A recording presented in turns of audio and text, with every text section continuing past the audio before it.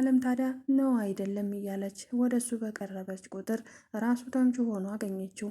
ታዲያም ዘሪሁን እንዴት ነክ ምን ሆነህ ነው ብላ ምን እንደሆነ ብትጠይቀውም ተምቹ ግን እሷ ስላየችውና ስላገኘችው ፈቃደኛና ደስተኛ ስላልነበረ የመለሰላት መልስ ከባድ ነበር።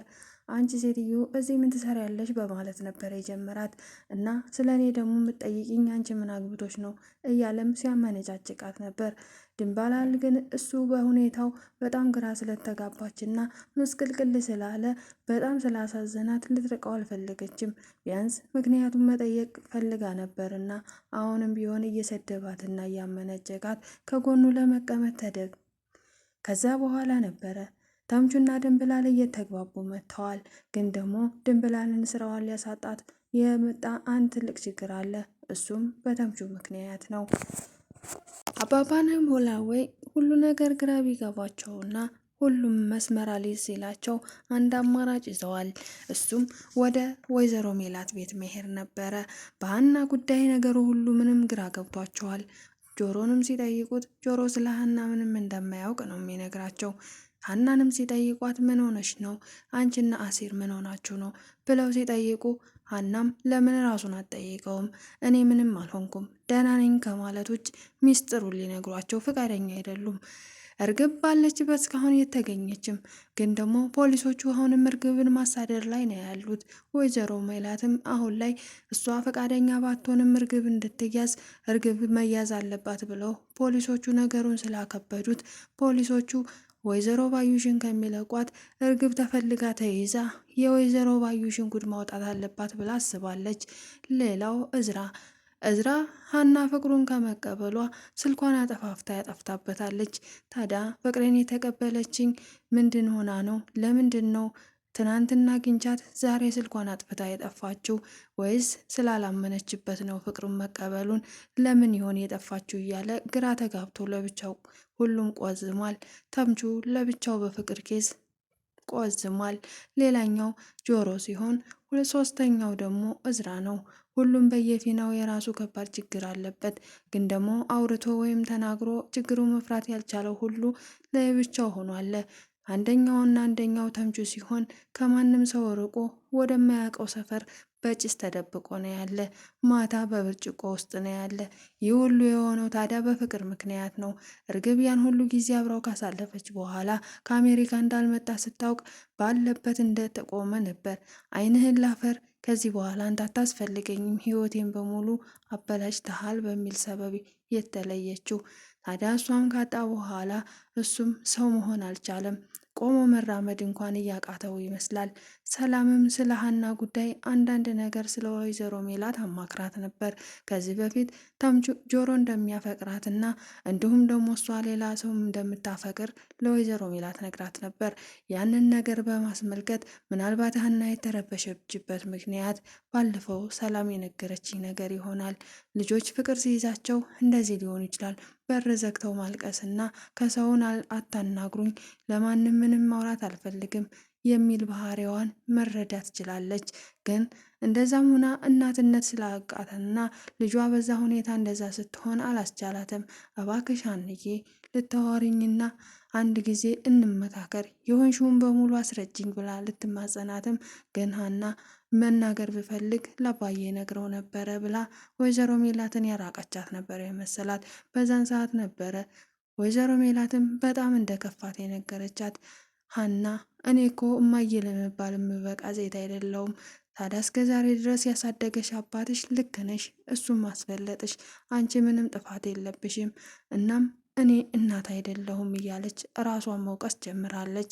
ሀናም ይሄ ነገር ስላስደነገጣትና ነገሩ በሙሉ ወይዘሮ ሜላት ስላወሳሰበችው ሀናም እማዬ ካስቀየምኩሽ በጣም ይቅርታ፣ እኔ ግን እንደዛ ማለት አባዬን ማስበለጥ አንቺን ማሳነስ ፈልጌ አይደለም።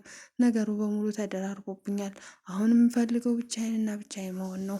ስለዚህ እባክሽን አንቺ ደግሞ ሌላ ችግር እየፈጠርሽ ችግር አትሆኝብኝ እና አሁን ክፍል የለቀሽ ውጭልኝ ብላ ነበረ ከክፍሏ ያወጣችው። ድንብላልም በሆነው ሁኔታ ሁሉ በጣም ችግር ውስጥ እንደገባች ግልጽ ነው። ጆሮን ስታገኘው ተምቹን ስታገኘው ነገሩን በሙሉ እንድታስረዳው ነበረ። ታዲያ የዛን ቀን ቢያመናጭቃትም የሚያወራው ሰው ስለሌለ ተምቹም ሁሉንም ነገር ለድንብላል ማስረዳት ችሏል። ድንብላልም ምን ሆነህ ነው እያለች ስትጠይቀው እኔ የሆንኩትንማ ብነግርሽ ለማንም አትናገሪም ወይ ብሎ ቃል አስገብቷታል።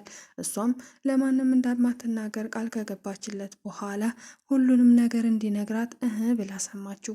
ተምቹም የብሶቱን በሙሉ አስረዳት። እርግብን የቀረብኳት በእንደዚህ ምክንያት ነበር። ሀናን ፎቶና መስቀልን ስለነበርኩ የሰረኩትኝ ሁሉንም ነገር እውነታ ለማውጣት ሀና ጥሩ ልጅ ስለሆነችና አባቷን በጣም ጥሩ ሰው ስለሆኑ ነገሮችን በሙሉ የእሷን ቤተሰቦች ለማግኘት ብዬ እርግብን ቀረብኳት። ስቀርባት ፍቅር ይዘኛል ብዬ አልነበረም፣ ግን ደግሞ ሳላስበው በፍቅሯ ወደኩኝ። ያ ሁሉ ከሆነ በኋላ ሁሉም ነገር ስነግራት እርግብ ትታኝ ሄደች ነበር ያላት። ይህን ሲነግራት ድንብላልም በጣም ነበር ያዘነችለት። ድሮም ከዛች ልጅ ጋር ስትቀርብ እኔ አንድ ቀን ማበድህ እንደማይቀር አውቄው ነበር ያለችው። እርግብን ነው እብድ የምታያት ብሎ እሱም እርግብን የሚናገርበት ሰው ስለማይወድና እርግብን ማንም ሰው በክፉ እንዲያነሳት ስለማይፈቅድ በእሷ ተናዶ ነበር። በድጋሚም አይ ይቅርታ መጥፎ ነገር ለመናገር ፈልጌ አይደለም ብላ ድንብላልም ተምቹን ማረጋገጥ ችላለች። ታዲያ ሁሉ ከነገራት በኋላ ድንብላልም አንጀቷን ስለበላውና የሆነው ሁሉ ከባድ ስለነበረ መረዳት ችላለች። ታዲያ የዛን ቀን ሁሉንም ነገር ከሰማች በኋላ ወደ ወይዘሮ ሜላት ወደ ስራዋ ተመልሳለች። በማግስቱ ጧት ነበረ ይሄ ልጅ ምግብም አያገኝም፣ እዛ ጎዳና ላይ ድፍት ብሎ ይውላል፣ ድፍት ብሎ ያድራል የሚል ስሜት ስለተሰማት ጠዋት እንጀራ ፈርፍራ ወደ እሱ ጋር ነበር ሄደችው። እንዳሰበችውም ተምቹ መንገድ ዳር ወርቆ እዛው አድሮ እዛው ነበረ።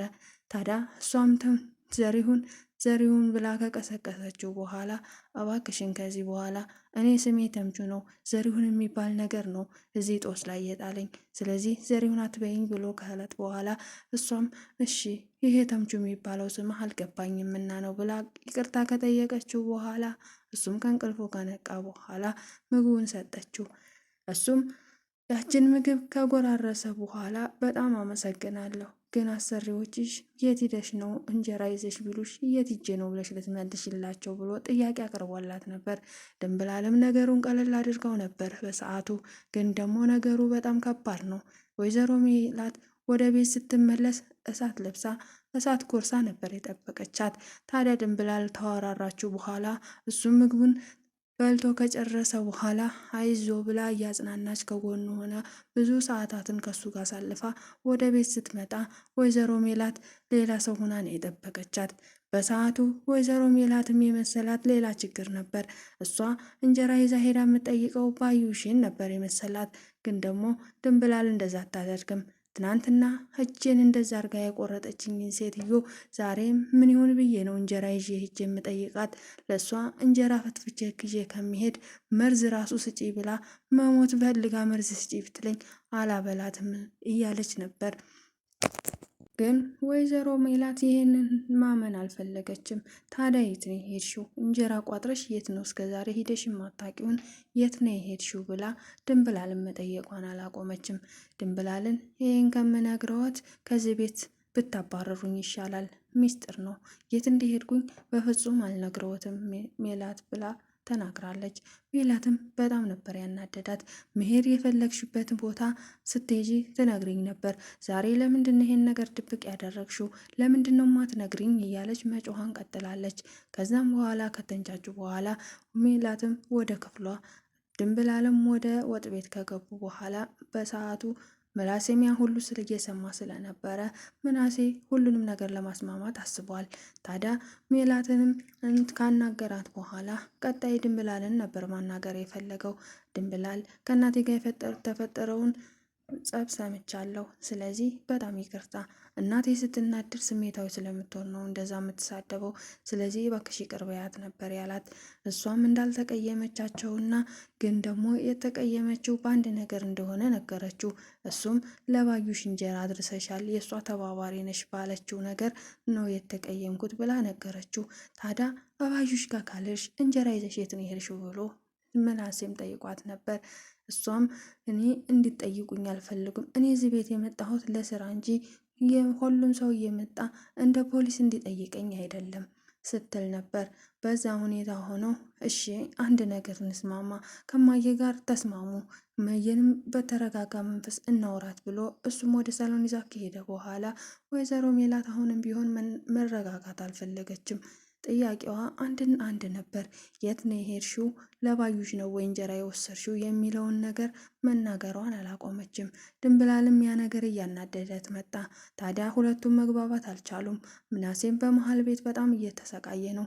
እነሱን ለማግባባት ብሎ ሌላ ጩኸትና ጭንቀት ነው የመጣበት። እሷም ከዚህ በኋላ የባዩሽ ተባባሪ እንደሆንሽ አውቄያለሁ። የባዩሽ ተባባሪ ባትሆኚ እስከ ዛሬ እንጀራ ቋጥረሽ የማትሄጂውን ዛሬ እሷ እስር ቤት ስትሆን አትሄጂም ነበረ። ስለዚህ ፖሊስ ጠፍንጎ እውነቱን ሲጠይቅሽ ያኔ ሁሉንም ነገር ታወሪያለሽ ብላ ነበር ያስፈራራቻት። ድንብላልም ይሄ ነገር ጥያቄ ሆኖባታል። እሷ ፖሊስ መታሰር አትፈልግም። ነገሩ በሙሉ ግራ ነው የሆነባት። ባላጠፋችው ነገርም እየተወቀሰች ነው። ወይዘሮ ሜላትም እውነት አላት። እንጀራ ይዛ ስትሄድ ለማን ነው ብላ መጠርጠር እንዳለባት ግልጽ ነው። ምክንያቱም ባዩሽ እዛ ቤት የሰራችው ስራ እንደዚህ ቀልድ አይደለምና። ይህም ሁሉ ከሆነ በኋላ በዛን ሰዓት ነበረ አቶ መስፍን ወደ ቤት መጥቶ ምግብ ሊጠይቅ ወደ ጓዳ ሲገባ ድንብላልም መሬት ላይ ድፍት ብላ በጣም ሀዘንተኛ ሆናለች። የሆነው ሁሉ በጣም አስገርሟታል። እንዴት ነው ወይዘሮ ሜላት ልታምነኝ አልቻለችው የሚለው ነገር ጥያቄ ፈጥሮባታል። ወይዘሮ ባዩሽን እንዴት እኔ ጠይቃታለሁ? ወይዘሮ ማየሽ ማለት እኮ እኔን በቁሜ ያሰቃየችኝ መርዝ ሴት ናት። እንዴት የእሷ ጓደኛ ልታደርገኝ ቻለች የሚለው ነበር ያሳሰባት። አቶ መስፍንን ባያት ጊዜ እንዴ ድንብላል ምን ሆነሽ ነው እንደዚህ ድፍት ብለሽ የምታዝኙ ያላት ጊዜ አረ ምንም አልሆንኩ ጋሼ፣ ምን ነው የፈለጉት ነገር አለ እንዴ ብላ ስራዋን ለመታዘዝ ዝግጁ ነበረች። መስፍን ግን አይ የሆንሽውን ነገር መጀመሪያ ነገርኝ፣ እያለቀሽ ነው እንዴ ደግሞ? ታዲያ ምን ተፈጥሮ ነው እዚህ ቤት ዛሬ? እያለ በጥያቄ አጣደፋት። እሷም ቀኑን የተፈጠረውን ሙሉ ለሙሉ ነገረችው። አቶ መስፍንም ይሄንን በመረዳት ለምን እንደዚህ አለቻች በማለት እኔ ሜላትን አናገራታለሁ፣ አንቺ ግን ማዘንና መተከዝ የለብሽም፣ አርፈሽ ስራሽን ስሬ ነበር ያላት። እሷም በዚህ ተስማምታ እሺ ብላ ነበር። ሌላው ጭንቀት ይሄ ሲሆን፣ ሁለተኛው ጭንቀት የሀና ጉዳይ ነው። አሁንም ቢሆን ስለ ተምቹ ማሰብ አልተወችም ድንብላል። ያ ልጅ እዛ መንገድ ዳር እንደዛ ሆኗል የሚለው ነገር አሳስቧታል። ግን ደግሞ እሷ አቅም የላትም፣ በምንም ልትረዳው አትችልም። ጆሮም እሱን እያሰበ ነበር። እሱም ሲደውልለት ስልኩ ዝግ ነበር በሰዓቱ። አሁን ደግሞ ጆሮ ወደ ተምቹ ሲደውል አሁንም ስልኩ እንዳልተከፈተ ነው። ጆሮ አሁን ያስፈልገኛል ብሎ ነበር ተምቹ፣ ግን ወዳለበት ሰፈር ሂዶ መፈለግ አልፈቀደም። ጆሮም የት እንዳለ ስለማያውቅ ተምቹ በእኔ ምክንያት መከራ ውስጥና ስቃይ ውስጥ አስገብቻለሁ። አሁን ላገኘ ይፈልጋለሁ። እኔም ብቸኛ ነኝ። ሁለታችንም በአንድ መሆን አለብን። ሁሉንም ነገር መጋፈጥ አለብን። ወደ ድሮ ማንነታችን ተመልሰን ህይወታችንን መቀጠል አለብን የሚል ሀሳብ ነው ያለው። ጆሮም ቢሆን በአሁኑ ቀን በጭስ ተደብቆ ማታ ማታ ደግሞ ከጠርሙስ ውስጥ ነው ያለ። ሁልጊዜ በዚህ ቀጥሏል። ቀናቶች እየተቆጠሩ ነው። ሀናም ለብቻዋ ምን አጥፍቼ ነው እያለች ፈጣሪዋን ትወቅሳለች። አባባ ኖላዊ ሶስተኛ እነዚህ ልጆች ምን ነው እያሉ በጭንቀት ሊፈነዱ ነው። ሁሉም ሰው ጭንቀት ውስጥ ነው ያለው። ሌላኛዋ ወይዘሮ ሜላት ናት። ወይዘሮ ሜላት ልጄን አገኘኋት ብዬ አይቼ ሳልጠግባት ምን ሆና ነው ላጣት ነው እያለች ጨንቋታል። ምን እንደሆነች ማወቅ አልፈለገችም። ሀናም ምንም ማውራት አልፈለገችም። ታዲያ ነገሮች በሙሉ ግራ የገባቸው ናቸው። መስፍን ነው። መስፍን ስለ ሀና ምንም አትጨነቂ፣ ምንም አልሆነችም፣ ልጅ ናትና አንዳንድ ጊዜ የራሷ ጥያቄ ሊኖራት ይችላል። ስለዚህ እንደ ወጣት ለብቻዋ ተያት፣ ራሷ ስትረጋጋ ሁሉንም ነገር ትነግረናለች ብሎ ነበር። ምናሴም እህቱ በነበረችበት ጭንቀት ውስጥ መረዳት ፈልጎ ነበር። ሀንዬ እህቴ እንደዚህ ተከፍተሽ ማየት አልፈልግም። ነገሩን ለምን ለእኔ አታስረጅኝም? እኔ እኮ ወንድምሽ ነኝ። እህቴ ስትከፋ ማየት አልፈልግም እያላት ነበር። ግን እሷም አይ እኔ ምንም አልሆንኩም ከማለት ውጭ ለማንም ምንም ማውራት አልቻለችም። ወይዘሮ ሜላትም ስለ ሀና ደጋግማ መጠየቋን አልተወችም። ግን ሀና መልሷ ሁልጊዜ ምንም አልሆንኩም ነው። ስለዚህ እነሱም አሁን በጣም እየደበራቸው ነው። ሁሉ ባለበት ሆኖ ድንብላል ጧት ተነስታ ልብሷን ሰባስባ እስኪነሱ ድረስ ቁጭ ብላ እየጠበቀቻቸው ነው። ታዲያ አቶ መስፍን ተነስቶ ወደ ሳሎን ሲያመራ ድንብላል ኑ ልብሴን ፈትሹልኝ፣ እኔ በሰላም መሰናበት እፈልጋለሁ። እስካሁን እስከምትነሱ እየጠበቅኩ ነበረ። ከተነሳችሁ ደግሞ በቃ እኔ ልሂድ አይርፈድብኝ ነበር ያለችው። እንዴ ድንብላል የት ልትሄጂ ነው? በጧት ተነስተች ደግሞ የምን እሄዳለሁ ነው? ቆይ ሜላት ትምጣ ለማንኛውም ነበር ያላት። ድንብላልም መሄዱን መርጣለች። ግን ደግሞ እነሱ ሊፈቅዱላት አይደሉም። ሀናም ተደብቃ ማልቃሷን ቀጥላበታለች። የዛሬው ቪዲዮ በዚህ ነበር ያለቀ። በቀጣይ ክፍል እስከምንገናኝ ቸር ሰንብቱ። ቪዲዮን ላይክ፣ ሼር፣ ሰብስክራይብ ማድረግ አትርሱ። ስለምትከታተሉኝ ከልብ አመሰግናለሁ። መልካም